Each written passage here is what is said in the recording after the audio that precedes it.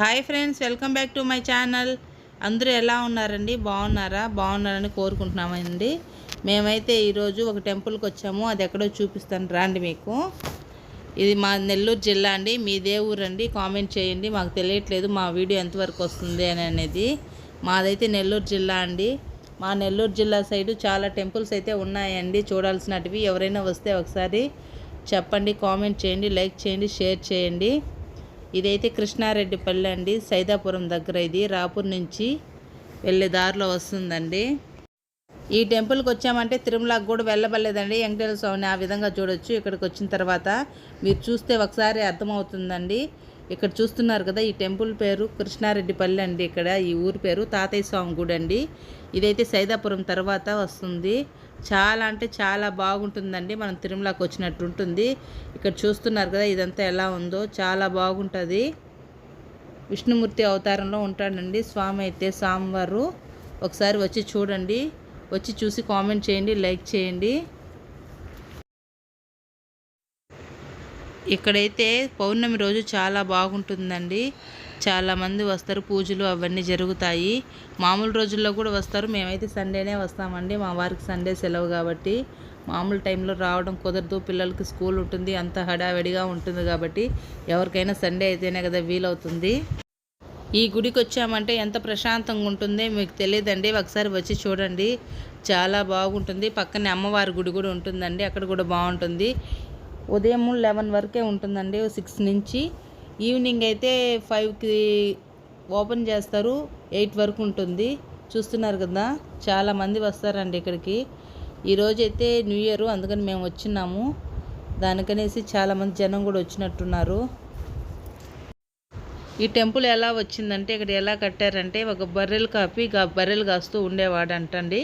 అక్కడైతే అతను పడుకొని నిద్రపోయేవాడంట. నిద్రపోతుంటే అతని కల్లోకి వచ్చి ఇక్కడ గుడి కట్టమని చెప్పాడంట. ఇక్కడైతే అన్నదానం కూడా చేస్తారండి. ఎంతమంది వచ్చినా అన్నదానం అయితే ఉంటుంది ఇక్కడ. చూస్తున్నారు కదా, గుడి అయితే చాలా అంటే చాలా పెద్దది. ధ్వజస్తంభం చూడండి. ఇక్కడికైతే ఒక్కసారైనా రావాలండి కంపల్సరీ. ఇక్కడైతే పెళ్ళిళ్ళు కూడా చేస్తున్నారు చేసుకునే వాళ్ళు. గుడి అయితే కొండ పైన ఉంటుందండి. ఇది చూస్తే మనం తిరుమలలోకి వెళ్ళినట్టు ఉంటుంది. చూస్తున్నారు కదా వ్యూ మొత్తము, చాలా అంటే చాలా బాగుంటుంది. ఇది అమ్మవారి టెంపుల్ అండి. మేమైతే లోపలికి ఇప్పుడే వెళ్తున్నాము అమ్మవారిని దర్శించుకోవడానికి.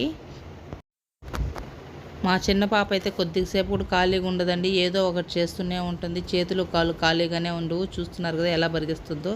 చూడండి, అమ్మవారిని అయితే మేము దర్శించుకున్నాము. హారతి కూడా తీస్తున్నారు.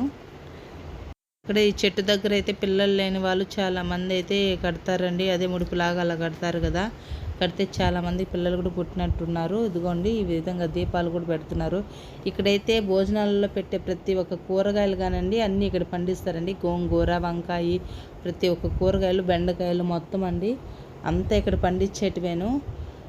స్వామివారివేను మొత్తం ఇక్కడ కూడాను. చాలా బాగుంటుందండి. ఇక్కడ అరటి చెట్లు, టెంకాయ చెట్లు, ప్రతి ఒక్క చెట్టు ఉంటుంది. ఒక్కసారైనా వెళ్ళండి. చూడండి, క్యాబేజ్ చెట్లు అండి. ఈయన దత్తాత్రేయ స్వామి అండి. ఇక్కడికైతే చాలామంది నమ్మకంతో వస్తారండి. చాలామంది ఇక్కడైతే నిద్ర చేస్తే ఇంకా చాలా మంచిదండి. అది కూడా సాటర్డే నైట్ చేయాలండి. ఈయనకి చాలా ముఖ్యము. నా ఛానల్ కనుక ఫస్ట్ టైం చూస్తున్నట్లయితే సబ్స్క్రైబ్ చేసుకోండి. చూస్తున్నారు కదా కృష్ణుడి మందిరం ఎలా ఉందో. కృష్ణుడు కూడా బొమ్మ చాలా బాగుందండి. ఇక్కడ ఆంజనేయ స్వామి, కృష్ణుడు అన్నీ ఉంటాయండి. ప్రతి ఒక్క దేవుడు ఉన్నారు. బాగున్నది చూస్తుంటే. చాలా ప్రశాంతంగా ఉందండి ఇక్కడికి వచ్చిపోతే. మీరు కూడా ఒకసారి రాండి, చూడండి, చాలా బాగుంటుంది గుడి. మేము అంతకుముందు వచ్చినప్పుడు ఇవన్నీ లేవండి, అసలు గుడి ఒక్కటే ఉన్నింది. ఇప్పుడైతే ఈ ఆంజనేయ స్వామి, కృష్ణుడు అన్నీ కట్టిన్నారండి. మేము వచ్చింది చాలా రోజులు అవుతుంది మేము వచ్చి కూడా. ఇప్పుడు వచ్చేసరికి ఇవన్నీ వేస్తున్నారు. ఆంజనేయ స్వామి విగ్రహం అయితే చాలా అంటే చాలా పెద్దదండి. లోపలికి వెళ్ళి చూస్తే అసలు చాలా పెద్దది. చూస్తున్నారు కదా, చూడండి